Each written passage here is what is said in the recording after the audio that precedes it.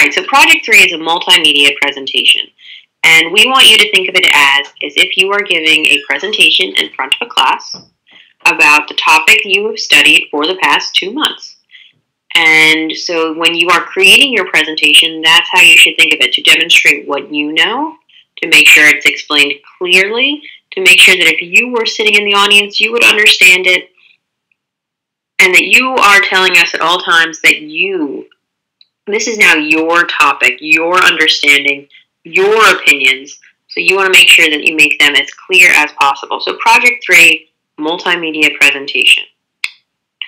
All right, the goals of Project 3 are, first, it's really broken into 2 halves.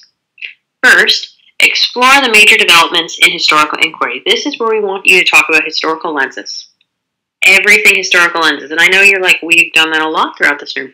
Yes, we have, because it's so important to think about how the way you look at a topic shapes the questions you ask, the information you look for, and what seems to be most important. And so we want to make sure that you have successfully gained those skills. The second half of Project 3 is examining the value of studying history. You have now learned historical thinking skills for 8 weeks.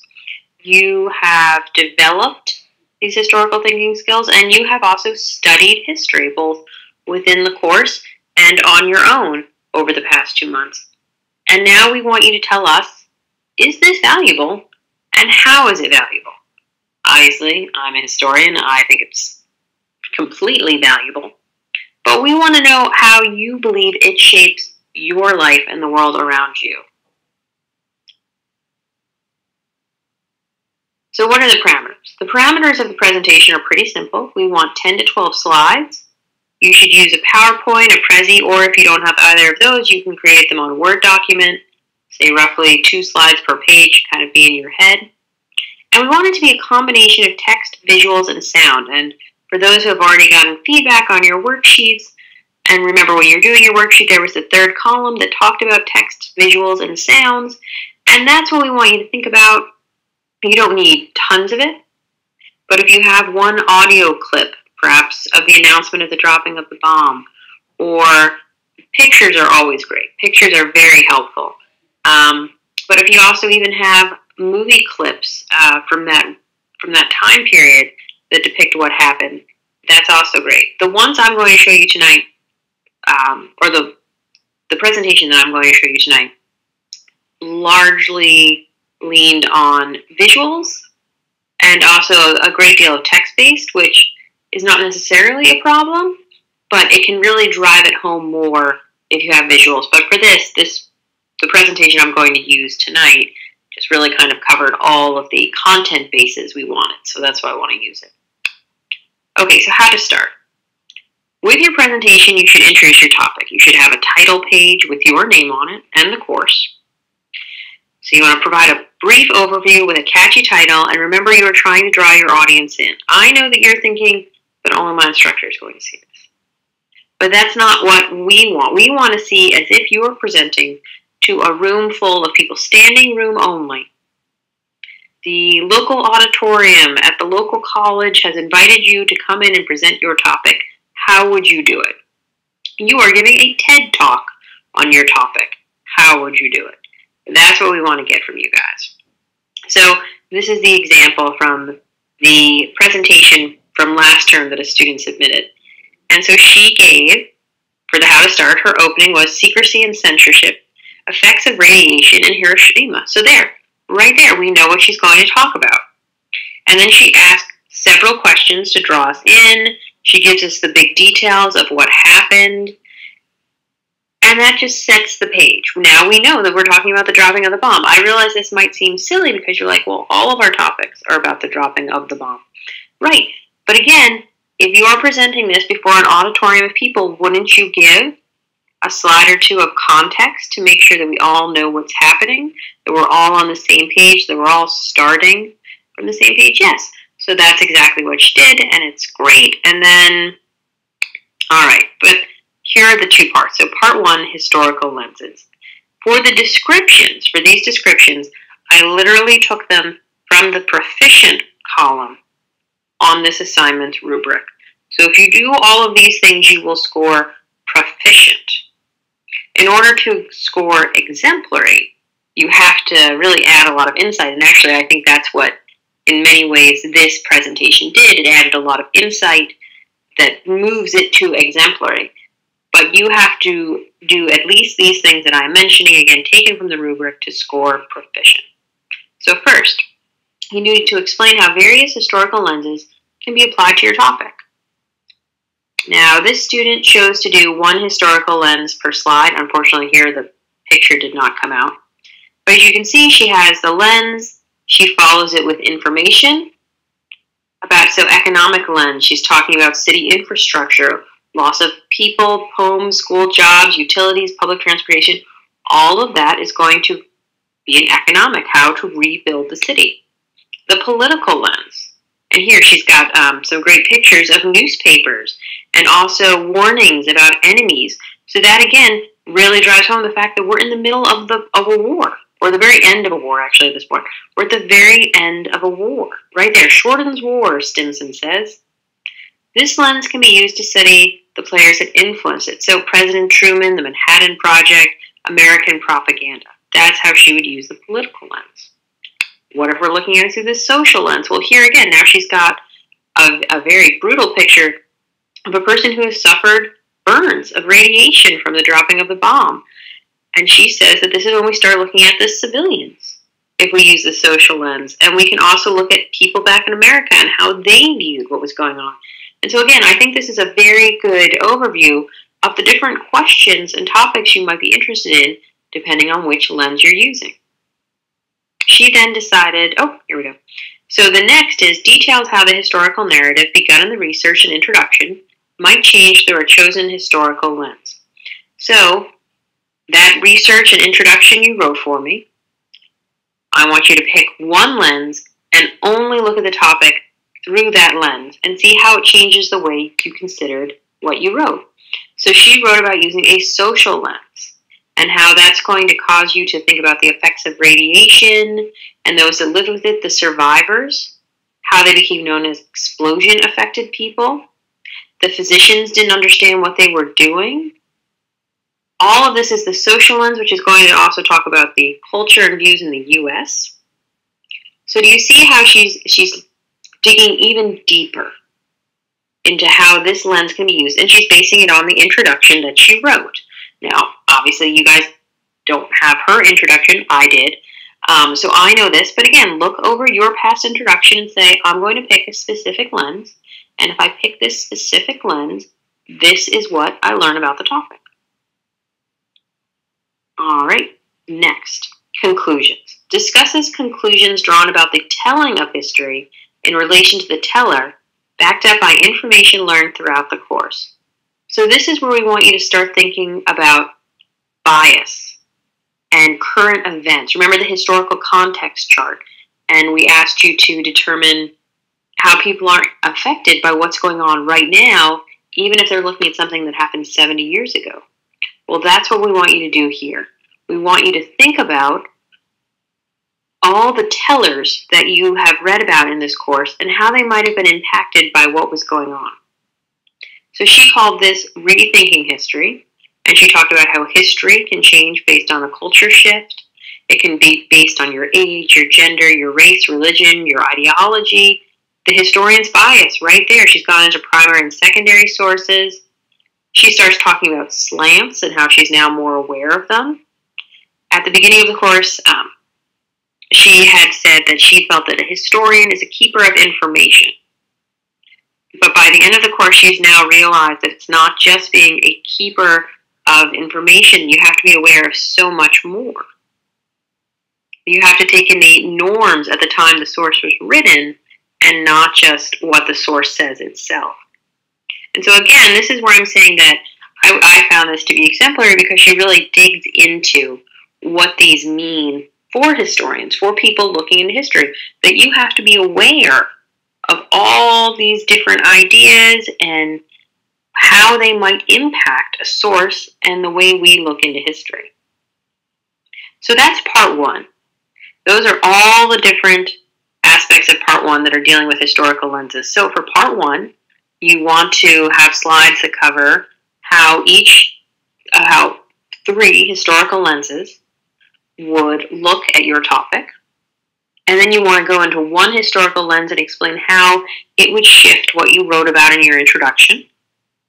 And then finally, you want to think about your conclusions. What does this say about how we think about history and the way we should view influences on historians, the teller? Why is it important to know when a secondary source was written? What should that matter? Why does it matter? All of those questions that we've worked on over the past 8 weeks need to be revealed in part 1. Part 2 is now asking you to apply this outside of your topic to the world around you right now and your own personal experiences. So part 2 is where we talk about value. So first, for part 2, we ask you to describe what can be applied from studying the event to current day, referencing specific contemporary issues. So this is very important.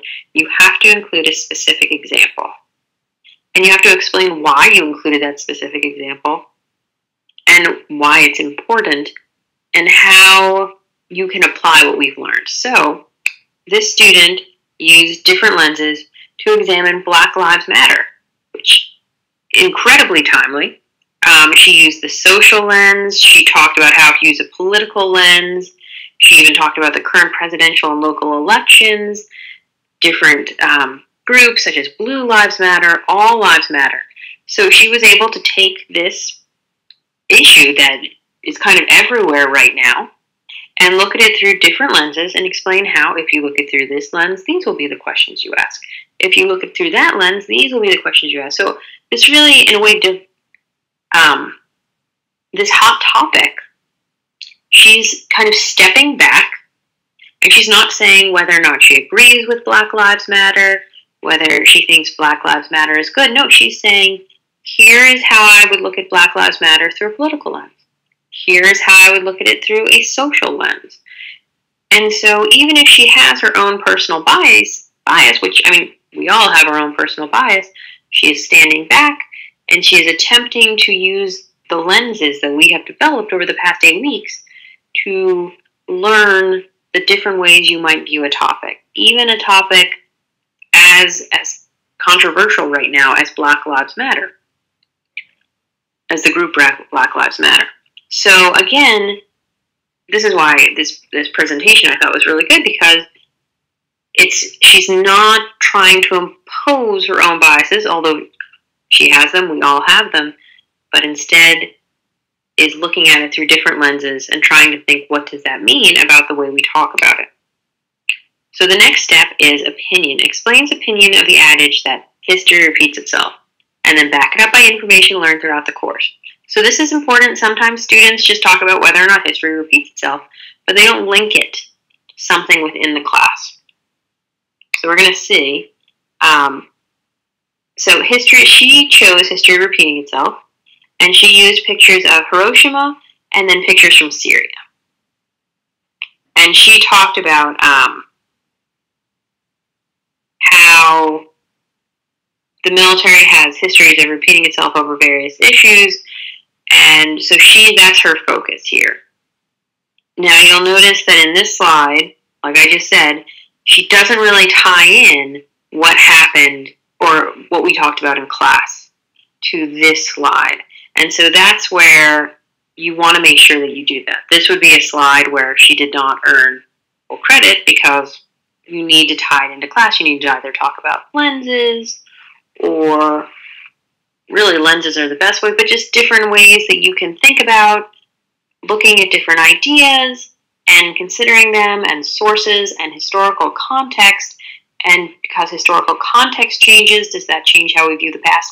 Think about that, right? Because how we view Hiroshima and the dropping of the atomic bomb has shifted over 70 years. Well, why has it shifted? Well, because other current events have come along that have changed the way we view it. Or also just now it is more of a memory. And so that has changed the way we view it. So that's the type of thing you want to make sure you tie it into class. So she did a good job here of discussing whether or not history repeats itself, but we need to make it one step further and tie it into what we talked about in class. Value obligation. Discusses the obligation as a citizen of society to understand the history behind impactful issues. So what we want you to think here is along the lines of, should all people have to study history? Should it be considered an obligation, a requirement for people to study history? Now, as I said last week when we went over the worksheet, I've had students in the past who have argued that no, while it would be good, it should not be an obligation. So, again, if you want to argue that and you can prove your point, that is totally fine. Those people still earned credit for answering the question. You don't need to say, yes, it's an obligation. But you have to explain why, you have to explain how terminology matters and what you think. So, in this case, the student said that we do have a responsibility to know society, to know the past, talked about different important figures in history, refugees, immigration. So she's explaining why it's important to her personally, why we should know this. But she starts off by saying very clearly, yes, it's a responsibility. So that's the type of thing you want to answer clearly, yes or no, and then explain why. You can give personal reasons, general reasons, but you need to give reasons. And that's the last content slide. So now just the last field in all your rubrics, articulation of response. So double check, make sure your submission has no major errors related to citations, grammar, spelling, syntax, or organization. Then submit it. Submit your final presentation. Complete your short answer. Rejoice, for the term is over. Yay! Okay, so do we see what we were talking about? How do you feel about this? Let me know if you have any questions. I am here to answer them. I see some typing. With the historical values slide, do you mean the one on obligation, or let me see if I can go back, or which one? The one on obligation or history repeating itself, or how it impacts our lives?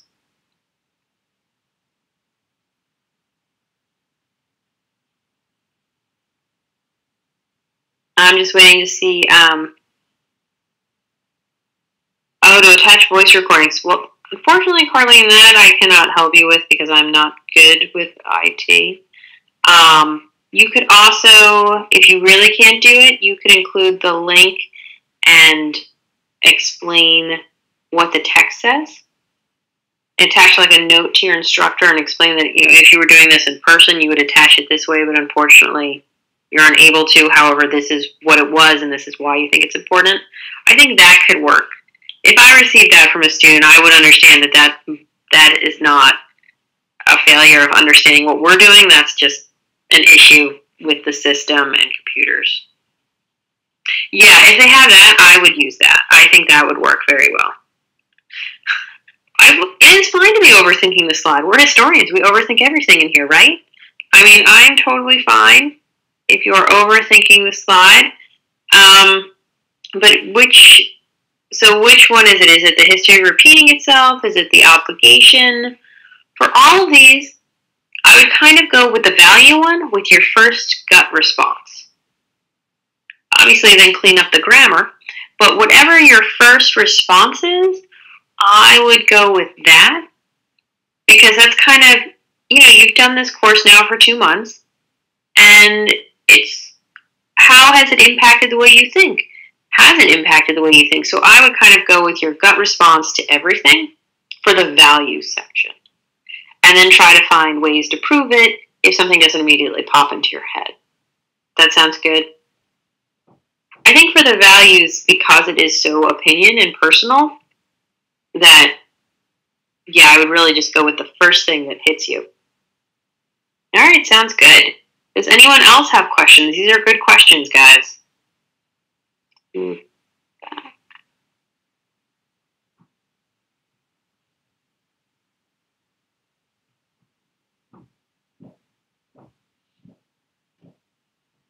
I'm just waiting. I see typing.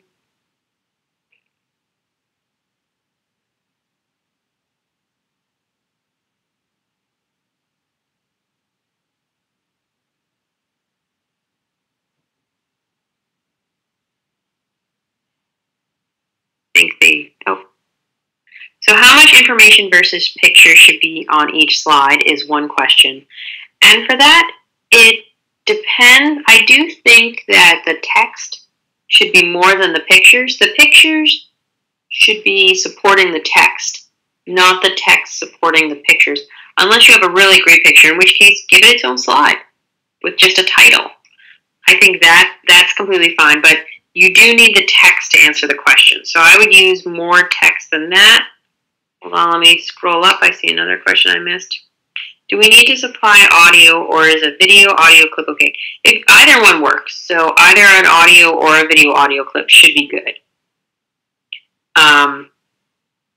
And so how much information versus pictures should be on each slide? Again, I would do it more focusing on the text and then using the pictures to kind of highlight or drive home the idea. No problem. Okay, there's some more typing. No problem. So the audio or video is not technically required. You're not, as I showed you the rubric, you're not going to lose points if you don't have audio or video. So no, if you cannot make that work, that's totally fine. If you can, yay. But if you cannot, then that's not going to hurt you. Okay, do we have other questions?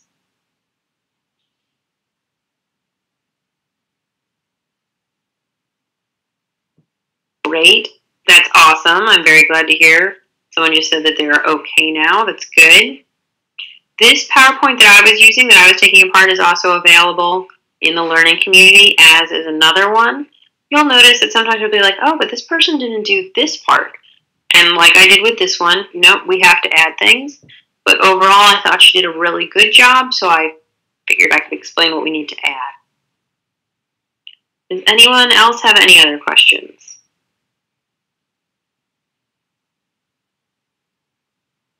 Everyone excited to be done? Oh, you're welcome. Is everyone like, yes, gonna submit this? It's gonna be great. You are all very welcome. I know, it's gonna be awesome. This is our last webinar. I am also looking forward to the break. I know, am I not supposed to say that as an instructor? I am also looking forward to the break. But this is our last webinar. Next term, you guys, I don't know, I hope you're taking some more history classes while at Southern New Hampshire. I do teach other classes. I hope to see some of you around. But this is it, guys. This is our last History 100 webinar.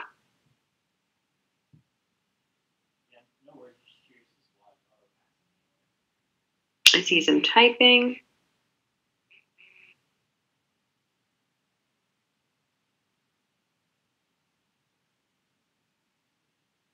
Oh, Merry Christmas, Joe. Merry Christmas, Christine. Happy New Year, everyone. Happy holidays.